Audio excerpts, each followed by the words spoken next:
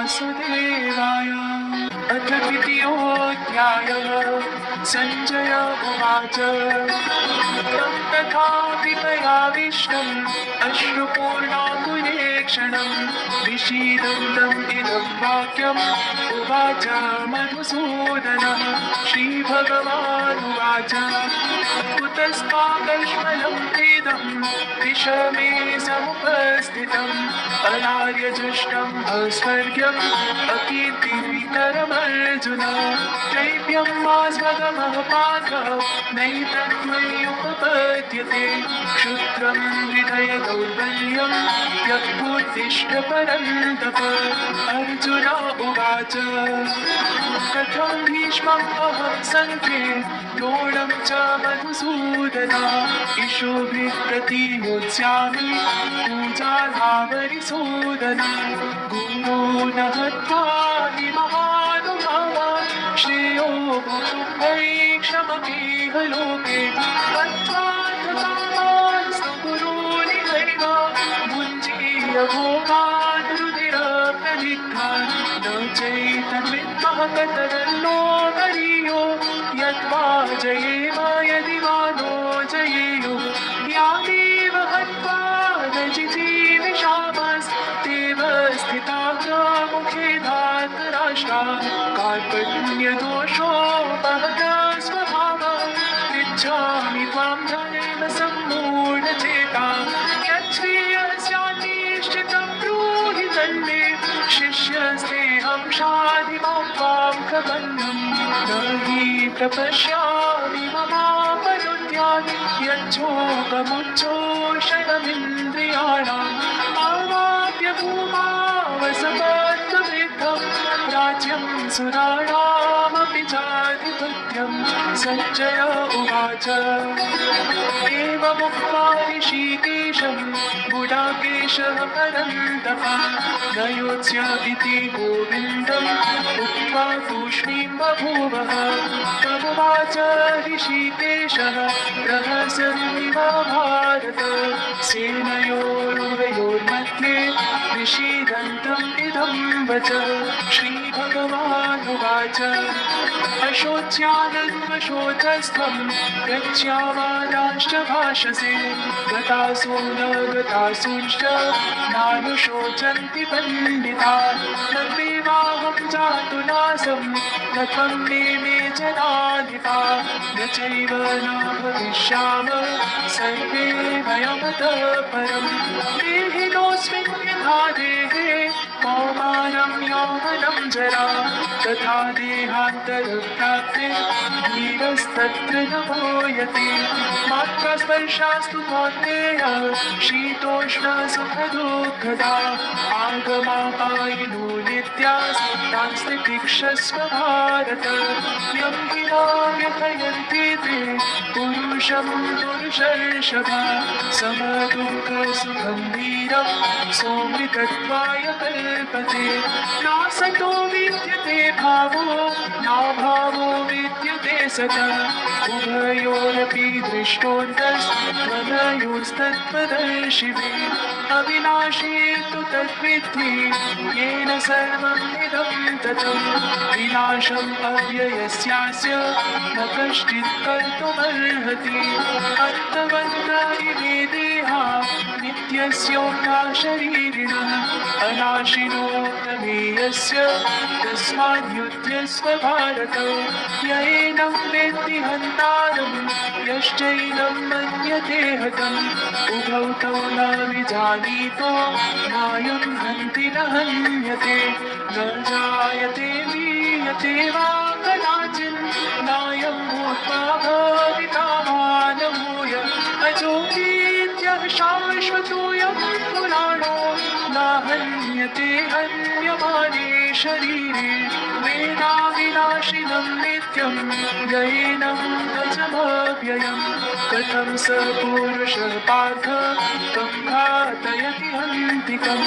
वासांसि जीर्णानि यथा विहाय नवानि गृह्णाति नरोपराणि तथा शरीराणि विहाय जीर्णानि अन्य यानि संयातिनमानि देहि नैनं छिन्दन्ति शस्त्राणि नैनं दहति पावकः न चैनं क्लेदयन्त्यापो न शोषयति मारुतः अचेत्योऽयम् अदायोऽयम् अखेद्यो शोष्य एव च नित्यः सर्वगतः स्थाणुः अचलोऽयं सनातनः अव्यक्तोऽयम् अचिन्त्योऽयम् अविकार्योऽयमुच्यते तस्मादेवं विदित्वैनं नानुशोचितुमर्हसि अथ चैनं नित्यजातं नित्यं मामन्यसे मृतं तथापि त्वं महाबाहो नैवं शोचितुमर्हसि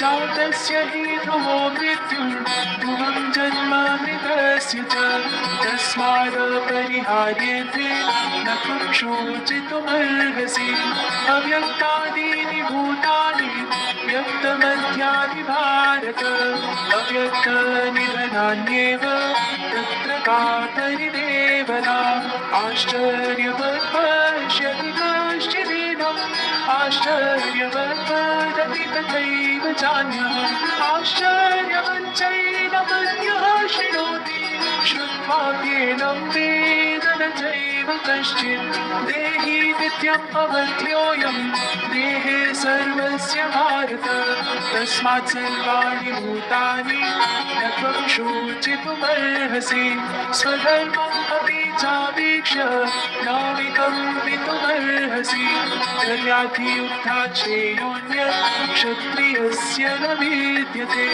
यत्रिच्छया चोपपन्नं स्वर्गकारम् अपावृतं सुखिनः क्षत्रियाः पार्थ लभन्ते युद्धमीदृशम् अथ चेत्त्वम् इमं धर्म्यं सङ्ग्रामं न करिष्यसि ततः स्वधर्मं कीर्तिं च हित्वा पापमवाप्स्यसि अकीर्तिं चापि भूतानि कथयिष्यन्ति ते व्ययां सम्भावितस्य चाकीर्ते मरणादतिरेच्यते भयाद्रणादुपरतं मन्स्यन्ते त्वां महारथा येषां च त्वं बहुमतो भूत्वा यास्यसि लाघवम् अवाच्यवादांश्च बहून् वदिष्यन्ति प्रवाहिता निन्दन्तस्तव सामर्थ्यं ततो दुःखतरं नु किम् हतो वा प्राप्स्यसि स्वर्गं जित्वा वा भोक्ष्यसे महीम्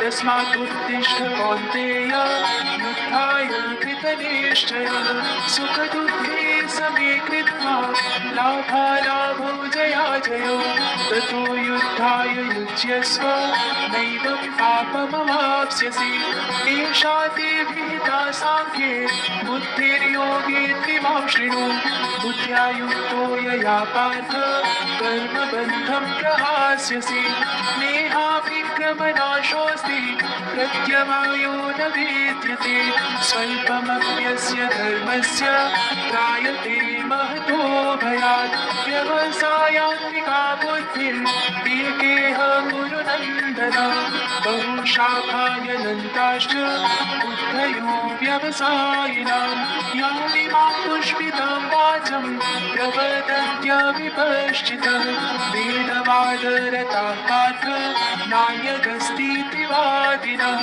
कामात्मानः स्वर्गपरा जन्मकर्मफलप्रदा क्रियाविशेषा बहुला भोगैश्वर्यगतिं प्रति भोगैश्वर्यप्रसक्तानां दयापहृतचेतसां व्यवसायात्मिका बुद्धिः समाधौ न विधीयते त्रैगुण्या विषया वेदा निस्त्रैगुण्यो भवार्जुन निर्द्वन्द्वो नित्यसत्त्वस्थो निर्योगक्षेमात्मवान् यावानर्थोदपाने सर्वतः सम्प्लुतोदके विद्यावान् सर्वेषु वेदेषु ब्राह्मणस्य विजानत कर्मण्येवाधिकारस्ते मा फलेषु कदाचन मा कर्मफलहेतुर्भो मा ते सङ्गोऽस्त्वकर्मणि योगस्थः कुरु कर्माणि सङ्गं त्यक्त्वा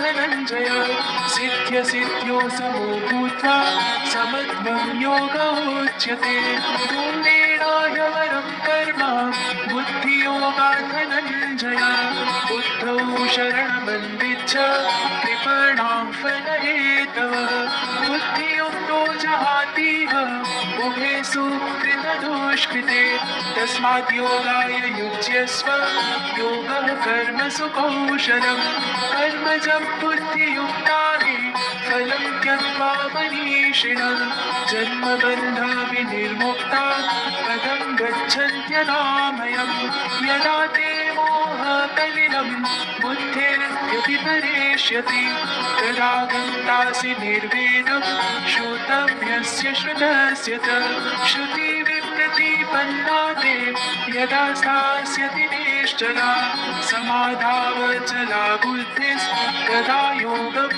अवाप्स्यसि अर्जुन उवाच स्थितप्रज्ञस्य का भाषा समाधिस्थस्य केशव स्थितधिः किं प्रभाषेत किमासीत व्रजेत किं श्रीभगवानुवाच प्रजहाति यदा कामान् सर्वान् पार्थमनोगतान् आत्मन्येवात्मना तुष्टः स्थितप्रज्ञस्तदोच्यते दुःखेषु अनुद्विग्नमनाः सुखेषु विगतस्पृहः वीतरागभयक्रोधः स्थितधीर्मुनिरुच्यते यः सर्वत्रानभिस्नेहस्तत्तत्प्राप्य शुभाशुभं नाभिनन्दति न द्वेष्टि तस्य प्रज्ञा प्रतिष्ठिता यदा संहरते चायं कूर्मोऽङ्गानीव सर्वशः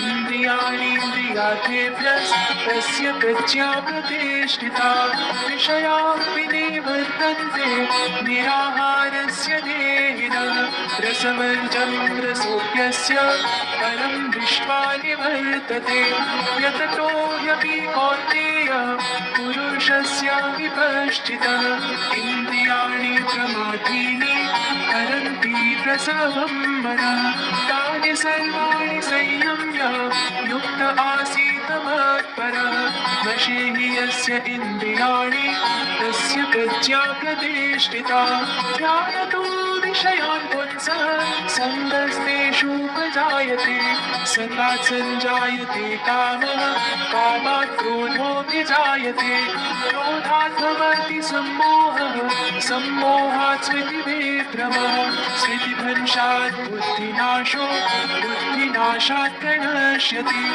रागद्वेषवियुक्तैस्तु विषयानिन्द्रियैश्चरन् आत्मवश्यैर्विधेयात्मा प्रसादं अधिगच्छति प्रसादे सर्वदुःखानां हानिरस्योपजायते प्रसन्नचेतसो ह्याशु बुद्धिः पर्यवतिष्ठते नास्ति बुद्धिर्युक्तस्य न चायुक्तस्य भावना न चाभावयतः शान्तिः अशान्तस्य कुतः सुखम् इन्द्रियाणाभीचरतां यन्मनोनुविधीयते तदस्यावरति प्रज्ञा वायुर्नावमिवाम्भसे तस्मात् यस्य महाबाहो निगृहीतानि सर्वशः इन्द्रियाणीन्द्रियार्थेभ्यस्तस्य प्रज्ञा प्रतिष्ठिता या दिशा सर्वभूतानां तस्यां जागर्ति संयमी